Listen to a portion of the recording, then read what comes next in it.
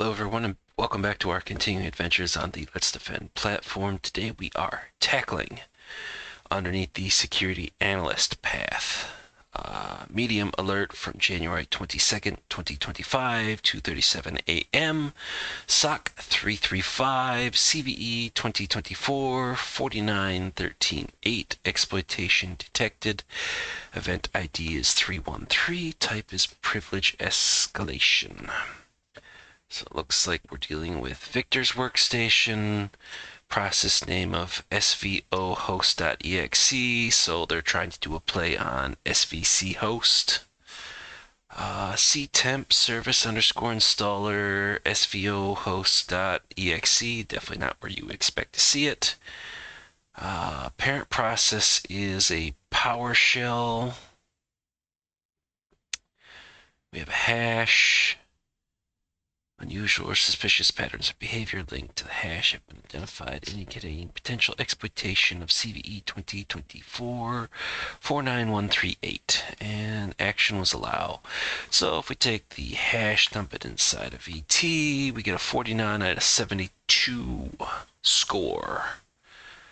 And that is current as of 8/23/2025.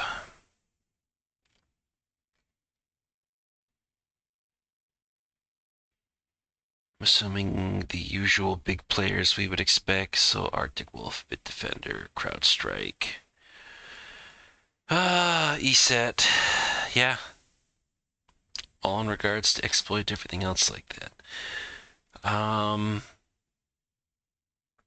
So what is this particular? This is Windows Common Log File System Driver Elevation of Privilege Vulnerability.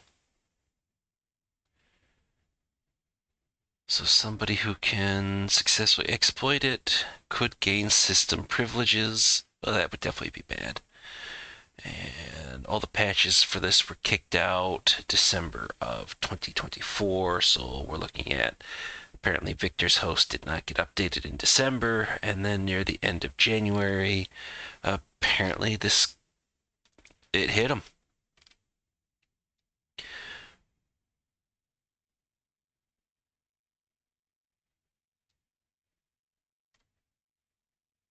Oh, it has a thorough analysis, so I'll probably just include that in the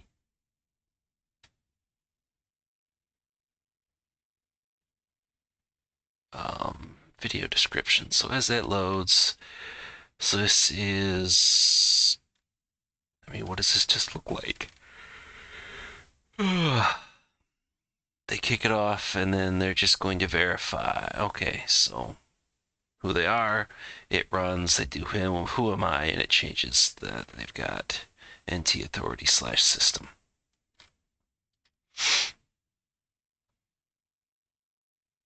Oh yeah, it just breaks it down here. But they were able to sit there and run the proof of concept. That still doesn't really help.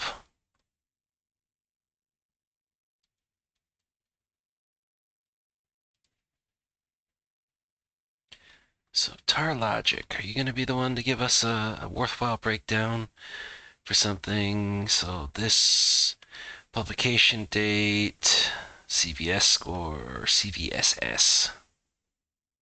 Requires local access to a system, but does not initially require elevated privileges. So you could do it from a lockdown account, as it were, assuming, of course, that you can actually get the thing to run. And okay, so proof of concept on GitHub was what I was just looking at. Yeah, so I'm assuming, just from what I can scrape, oh, they've got 2 articles? Interesting. Oh, a part 1 and a part 2. So let's just do this. I'm just going to divide it. So it looks like basically just some sort of vulnerability to do with the clfs.sys in C Windows System 32 drivers.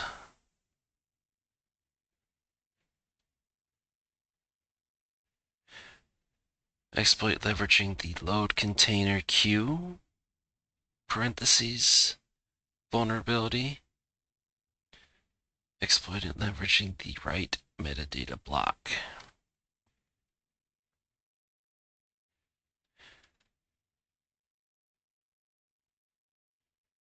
So let's see, CLFS provides a high-performance general-purpose log file subsystem that dedicated client applications can use and multiple clients can share the optimized log access. Any user mode application that needs logging or recovery support can use CLFS.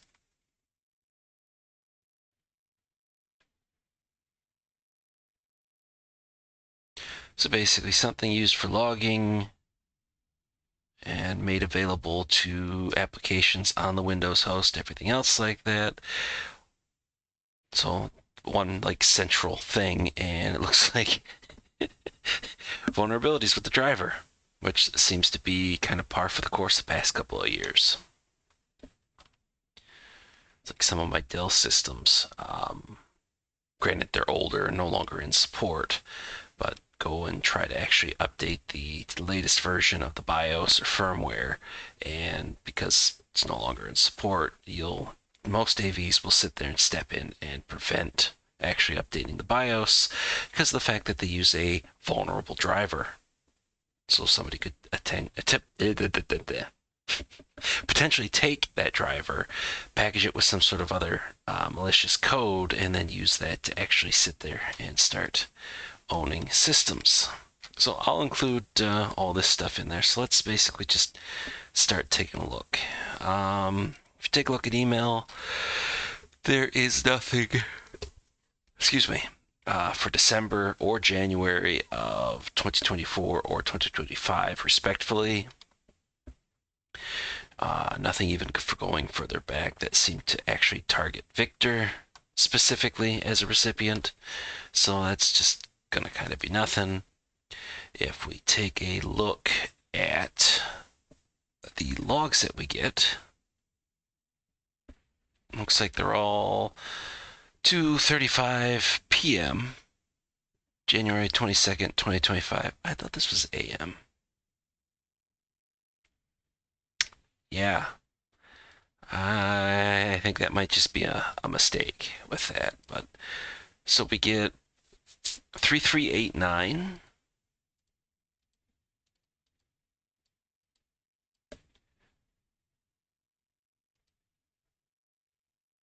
Admin, the account failed to log in. And I'm assuming we take a look at guest failed to log in, huh? Victor, an account was successfully logged into remote interactive. And we've got an IP address. Is this going to be another Chinese IP address?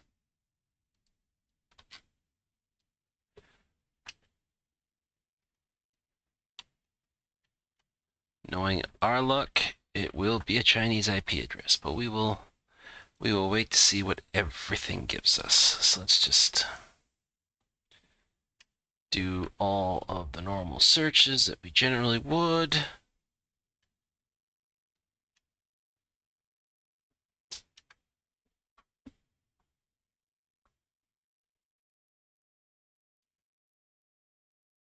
We let everything do its thing. So what exactly are we looking at here? So questionable web rep Enforce Entertainment BV. Interesting. I can't say I've ever come across Enforce before. I remember when that used to be a thing. Was it one of the first iterations of like video on motherboard? No, NVIDIA made chipsets for actual motherboards. If memory serves me right, I think that was the Enforce brand. So apparently somebody liked it so much they wanted to sit there and stand up their network portion for it. UK and Northern Ireland. Okay. Let's see. Plenty of stuff in 2024 and 2023.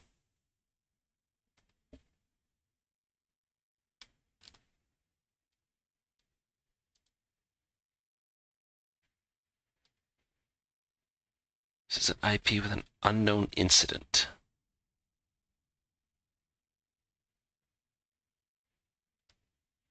Interesting. Okay, so basically it's just sitting there still doing the scanning. Apparently it's used for a VPN. Oh, Proton. I guess the other aspect would be too, we could take, what is it? Spur?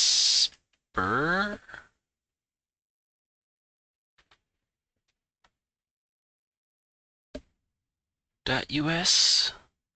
And I think they've typically got the data that would sit with that. But okay, so somebody, assuming that the time stamps on this are incorrect and that they are actually supposed to read. Well, okay, here's the other aspect. What's the endpoint logs? Endpoint logs actually show 1400.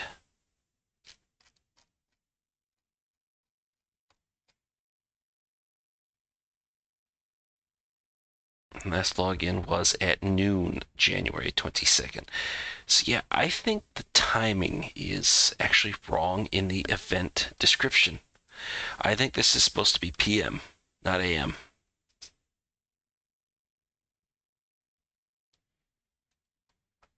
Because event or the logs give us PM, endpoint data gives us PM. And I think that's realistically the only thing that we've got. Threat intel on the platform. Let's not forget about you. You gonna give us anything that we actually need to be concerned about? Not really. You're not gonna show up.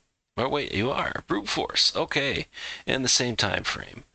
And VT thinks it's Netherlands, but it is marked as VPN. Okay, definitely looks mighty sus. IP or abuse IP database does say Netherlands and looks like it's just constant. Crap. Hooray. Just hooray. Okay, so what can we pull from this? First off, we don't actually have the according to network action logs. We don't see anything from the 185.107.56.141 or the Enforce Entertainment VPN IP.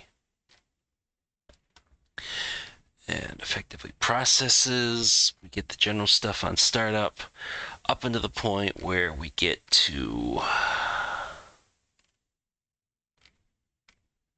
Explorer, kicking up PowerShell, PowerShell.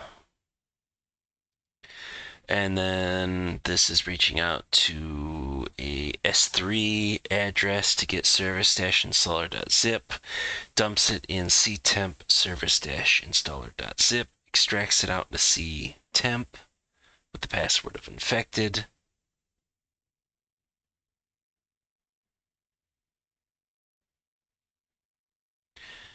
And says the start process.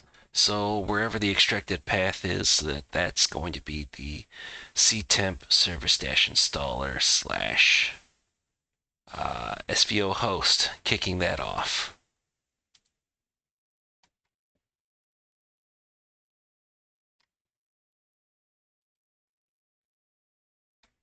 And then we have that actually kicking off. Runtime broker. Is there anything else that stands out from all this?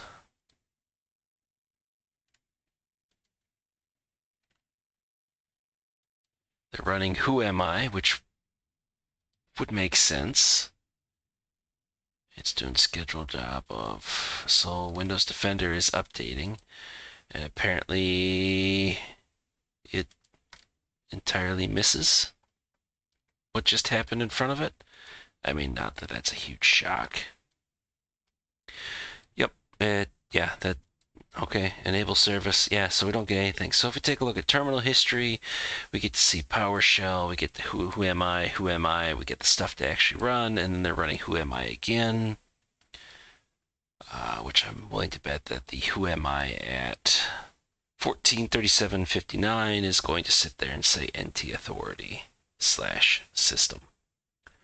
So unless Victor can account for accessing his work machine or his LetsDefend box, utilizing a Proton VPN connection or any other VPN into the office that would be non-approved, or accessing his system from that VPN IP address via RDP, then we can assume that somebody somewhere became aware and pivoted to his box. So I think we've got enough to say that, yes, this host is compromised. So we're just going to get ahead of that. And yeah, somebody got system on his box. Browser history, anything worth a look at here?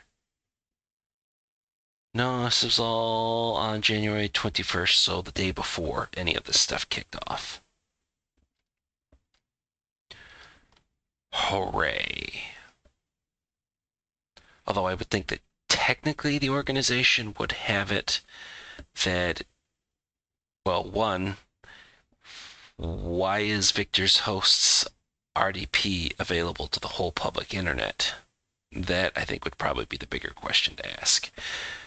Realistically, everything should be behind the corporate firewall, and you should have to actually be VPNing in order to RDP to assets that you actually control or should have access to in a perfect world. Apparently, this LetsDefend network, it needs an architectural review. Okay, so I think we've got enough to say badness did happen. And we need to see about just going through the steps. So let's get a case created. Let's get some coffee. Oh. Trader Joe cold brew concentrate with just ice, no water to dilute. For those 81-degree freedom unit days in Fahrenheit. Oh, let's see. Oh.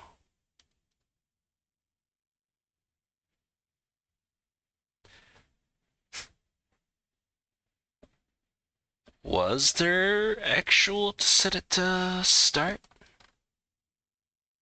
Was it terminal history?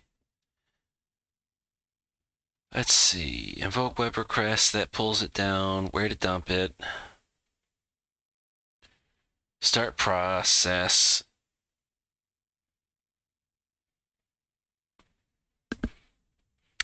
Yeah, I don't see like a copy to the start menu for startup folder for since it's a Windows box. I don't see like registry modifications to put it in run once, anything else like that, at least for what we've got here. Crap. What would this be called?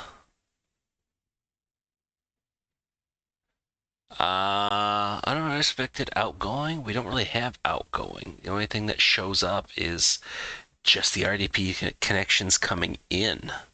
So I'm going to say other, I guess.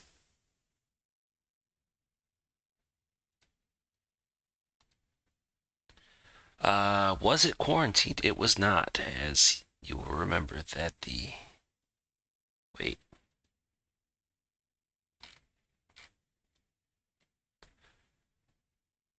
Oops.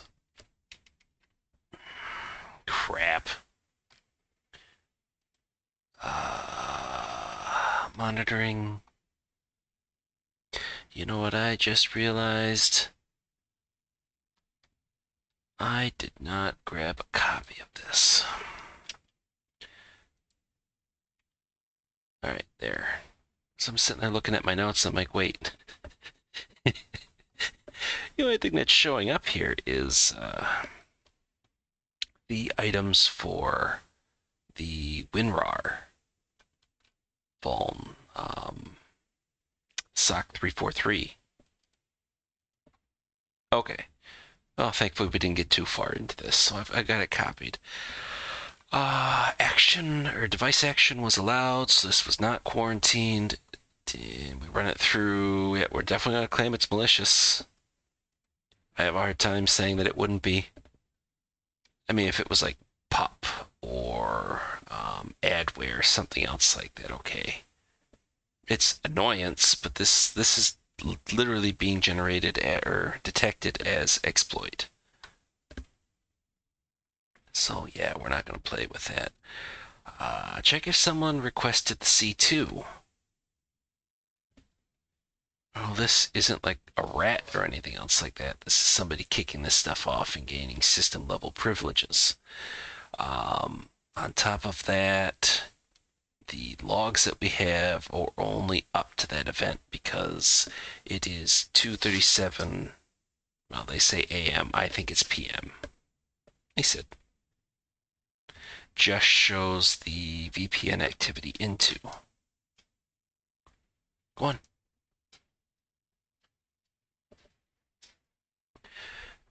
And of course, we don't have actually destination. So we have stuff that this goes out to. So is there a relationship that we need to be aware of regarding this? Not really. Yeah, I'm going to say not accessed because looking at it, there's not really anything there. So then what do we have? We have the IP address that did the RDP connection. And then we should have the MD5. So MD5 we can get from the VT results underneath the details tab.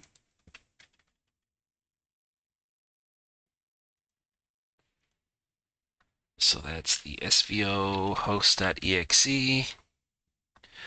And then our IP address.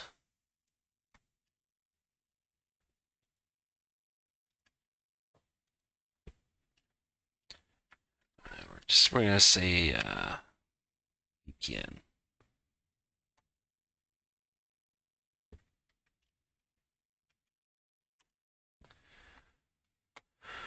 Do we have anything else? I mean, we don't have any real activity after this thing goes. So honestly not. Attacker accessed Victor host via RDP. So it would kind of help if I would spell host right. Host via RDP using what appears to be a Proton VPN IP.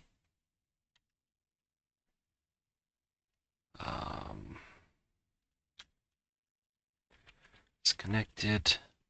The attacker downloaded and executed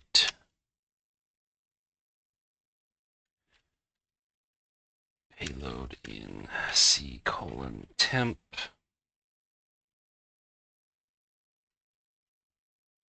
Service installer svohost.exe to elevate to system.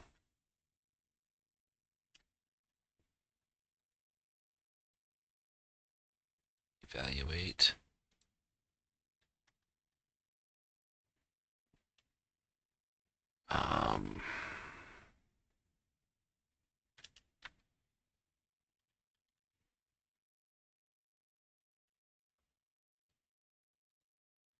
Elevate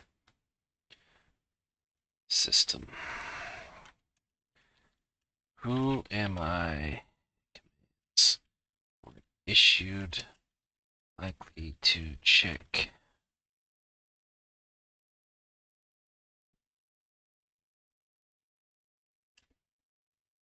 privilege level, I guess.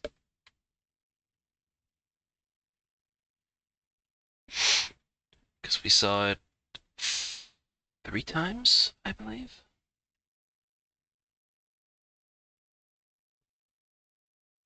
Finish playbook. And close the alert. True positive. We'll dump the same thing that we had in there. Get a 1-day streak. And what? I'm assuming I got something wrong.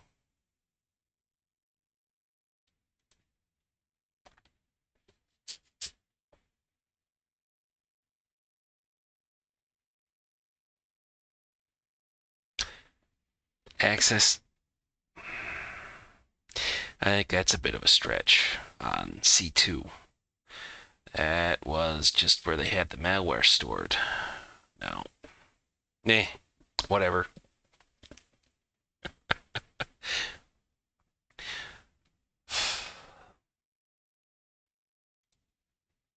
So I guess if you're going to sit there and if you haven't done this yet and you're trying to do a follow along, hopefully you waited until I got to this particular point so you can quickly go back and change your answer.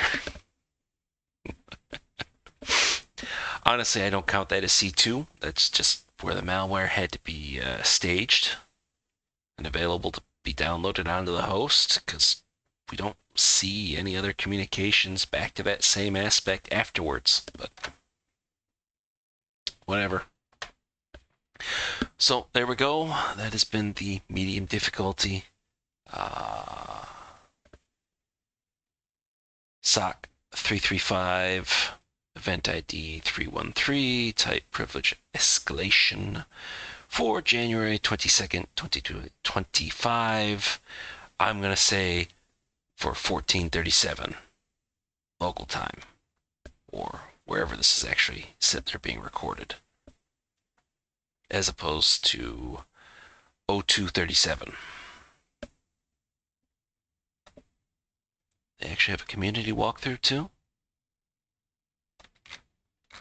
Yeah. Okay.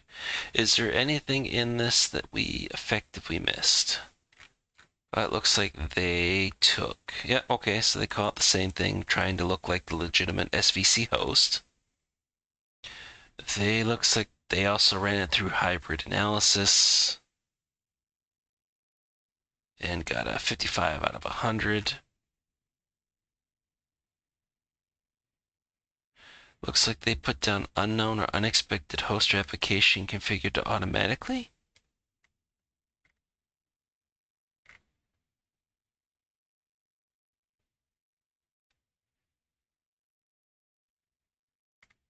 But why? Okay, did I get scored negatively for that? Oh, I didn't get scored positively either by the looks of it, so I don't know. I still think other, as opposed to that aspect. C2 request. They're gonna stick with it.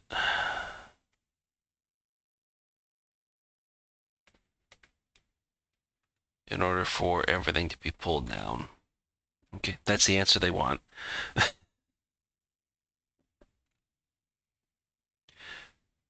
Realistically, I'm thinking C2. I'm thinking, okay, somebody put a rat on there and it's communicating back to a particular IP address. Okay, sure, we've got that. There's your command and control. But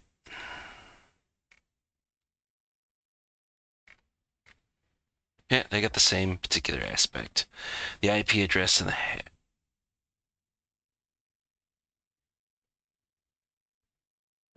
they did Victor's host. I would have thought the more interesting aspect would have been where all this stuff started. The Netherlands or the Enforce Entertainment IP address. But whatever. At least as of August 2025, this is the answers that they're looking for.